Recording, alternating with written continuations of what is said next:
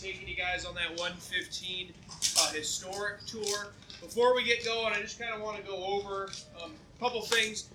First, we'll go over just kind of what we're going to be doing here for the next couple hours. Then I have a couple little safety things I want to get in before we head down the hill to the cave.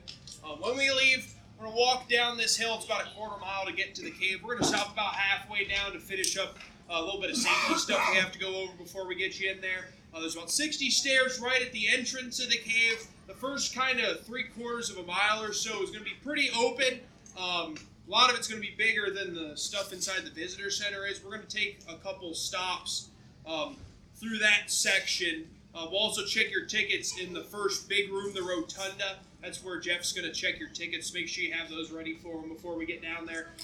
After we get to a place called Giant's Coffin, the cave changes a lot. That's where we're going. Things get a lot narrower, a lot tighter, and a lot stairier for sure.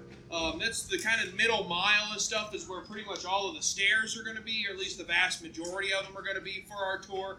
There'll be plenty of places where you might have to duck and stoop down a little bit. Plenty of places where it gets pretty narrow, so you might have to go sideways every now and then. And lots of stairs. There'll be handrails and all that stuff, so make sure you guys are using those while we're going through. Two places kind of in particular that'll give us the most trouble, and are like the smallest of all the places we'll be going to. Fat Man's Misery and Tall Man's Agony. Fat Man's Misery is kind of this T-shaped passage. Your upper half will be pretty open and maneuverable, but your lower half will be kind of constricted. It's about as wide as my hat is here in some spots. So most of us will probably have to sidestep through there for a lot of it. Ceiling probably hovers about 5 to 6 feet for most of it. so it's not too short. That's for a couple hundred feet, about 200 feet. Good afternoon, Mammoth Cave visitors. Final call for the 115 Historic Tour, departing from Shelter A. At the very end of that, the last kind of 20 feet or so, are Tall Man's Agony. The roof stays about the same height, but the floor comes up a couple feet or so. It's kind of a 4 foot tall, just little circular tube that we'll have to walk through. Probably about the length of the shelter is here. So if you guys are claustrophobic at all or anything like that, definitely keep that in mind before you're staring all this stuff right directly in the face. This might not be the tour for you guys, unfortunately. But once we get through there, we'll get to a place called River Hall. There'll be some benches. We'll stop and wait for everyone, take a little bit of a breather. It's all uphill from there. Biggest chunk upstairs are going to be at a place called Mammoth Dome near the end. There's about 155 of them just straight from there. There'll be landings and stuff between them, obviously, but we're just going to be going up a bunch of stairs for a little bit there. We'll kind of make a big loop, join back up into the big stuff near the rotunda at the very end, and then pop back out of the historic entrance where we're going to go into. We're going to be walking about 2 miles, gone for about 2 hours. There's about 540 stairs through the whole length of where we're going. We're definitely not going to be running through here by any means. If you see me running, it's too late for you, unfortunately. But we still do need to keep a nice, constant, steady pace. I'm not going to sprint you guys through there, but we're also, this isn't just some leisurely walk through the cave by any means. We still do need to keep together as a group as best we can. And I'll be setting a pretty slow pace in the front. We'll talk a little bit more about that when we get down the hill. But anyway, couple safety things I want to do before we get going. If you guys have any hard or breathing problems, trouble walking long distances, navigating stairs, anything like that, keep that in mind before we get into the cave. If anything were to happen, emergency medical response can and will take several hours to get down to us when we're inside. We're in the middle of nowhere in Kentucky. We're going to a cave in the middle of nowhere in Kentucky. So things take time for sure when we're in these sorts of environments. And then a couple things we don't want you guys bringing into the cave. I'll give you one last kind of chance to ditch any of this that you might have. No weapons, tobacco, e-cigarettes, selfie sticks, tripods, child backpack carriers, or food or drink other than water's allowed in the cave. So hopefully you guys can get rid of any of that stuff you might have. Anybody got any questions or anything? Yeah. Are these okay? For flashlights and stuff like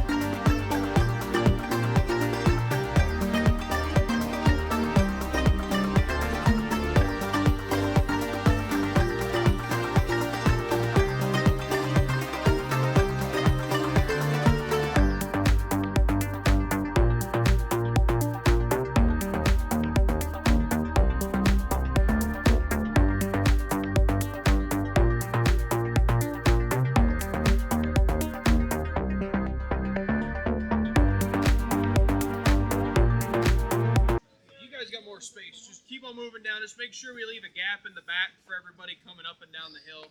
We don't want them having to walk off trail and try not to fall in that big hole.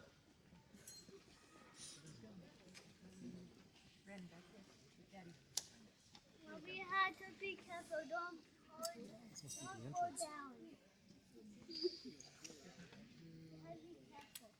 All right. Here, give me your phone, babe.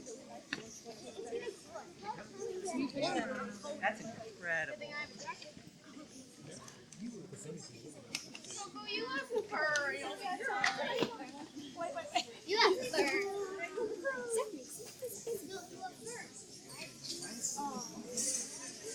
Whoa. Okay, Quinn, hold on. Quinn, good. May, good. Ren. Jasper. Maybe actually want to get closer.